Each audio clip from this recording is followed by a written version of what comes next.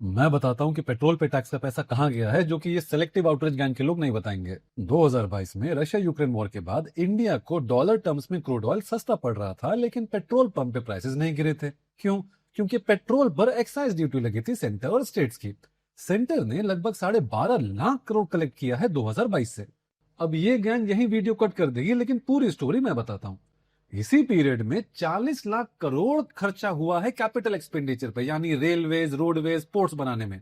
अब ये अमाउंट बड़ा है या छोटा, तो ध्यान देने वाली बात यह है कि मनमोहन सिंह के कार्यकाल के 10 साल में कैपिटल एक्सपेंडिचर हुआ था 11 लाख करोड़। यहां 4 साल में उसका 3 गुना हुआ है। लेकिन असली गेम चेंजर तो मैंने बताया ही नहीं अभी तक, यानी भारत का 13,000 करोड़ का सॉवरेन मैरीटाइम इंश्योरेंस पूल। अब देखो, ऑयल सिर्फ खरीदना नहीं होता है, उसे इंडिया तक सेफली लाना भी होता है, जिसमें खतरा भी होता है कभी कभी शिप्स को, तो इंश्योरेंस कराना पड़ता है उन्हें। अब होगा क्या कि रेड सी या हॉर्मुज जैसे क्राइसिस में फॉरेन इंश्योरेंस का वॉर रिस्क प्रीमियम 10 गुना तक बढ़ जाता है। यानी 100% नहीं, 1000%।